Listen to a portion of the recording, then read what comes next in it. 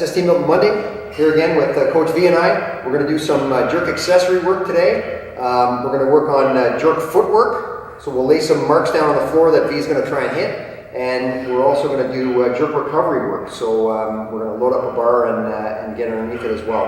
A continuing, sort of a continuation, I guess, of our overhead pressing into working on the split jerk and Olympic weightlifting. So this is all jerk accessory stuff. What we're going to do is a jerk footwork drill. We have a cross on the floor that V's going to set his feet in. It's going to be hands on hips, and he's going to drop into a split jerk position.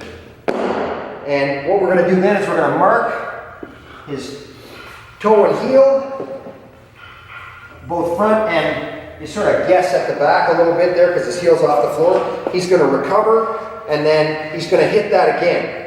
Now you'll notice he's not looking at the marks on the floor as he steps into that position. We don't want to use those as an aim point, we want to use those as a check. So from a coaching perspective, I want to see how close he's getting to those marks.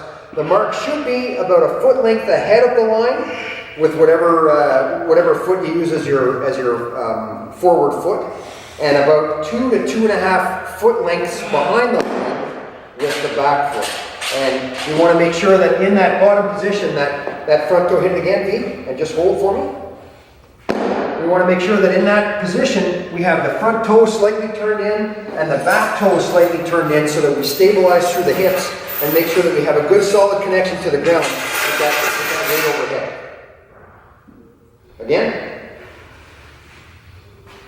So he's hitting those marks. He's not looking for them when he's doing the exercise or doing the training. He's checking afterwards. So this is it's a coaching cue more than it is an athlete cue. So I want him to step into that, and I'm looking. Yeah, he's sort of roughly in the right spot every time. I want to continue to hit those spots off of that cross on the floor. How many times will I do this?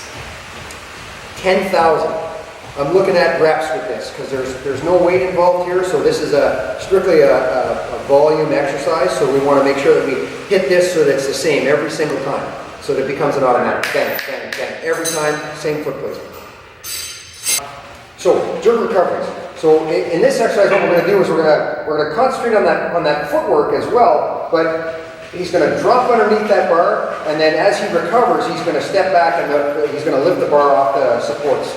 So the key to this really is safety. We want to make sure that, because we're going to be using a relatively heavy weight, this may be something that we go up to heavier than we can actually split jerk to be able to work on that recovery. So it's like over speed exercises. It's basically an exercise that we're going to take to 105, maybe 110% of our actual 1 rep max jerk. So, safety is paramount here. We want to make sure we have clips on the bar. We want to make sure that we're in the rack properly, that we can let that bar come down into the rack. We're not going to do something that we're going to have anything in the way where we could hurt ourselves. We want to make sure that safety is number one in this. V's going to concentrate on that footwork that we just did in that footwork drill, so it's going to be the same footwork here as he has his hands on the bar, drops underneath the bar, and we're going to work on that front foot recovery, just like we did in the footwork drill, but now we're going to do it with a weighted bar. So V's going to drop into that split position underneath the bar. Now he's got that arm's length. He's going to lift it off the supports and step back, front foot recover into a position that he can hold that bar overhead and lower it back on the supports. Again? It's not. It's not. So he's going to aggressively step into that split position. He's going to stabilize, then he lifts the bar off in the overhead position and slowly lowers it back down onto the supports.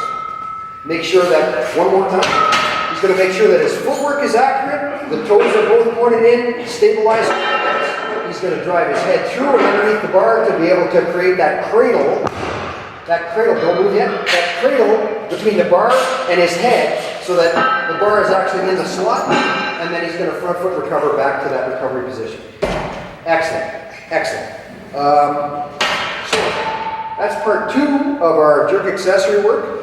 Next time you see us, doing some bottom-up jerks and some pause jerks, and then finally we'll put this all together into the actual split jerk, the Olympic weightlifting 101, I guess. Next time on Milton.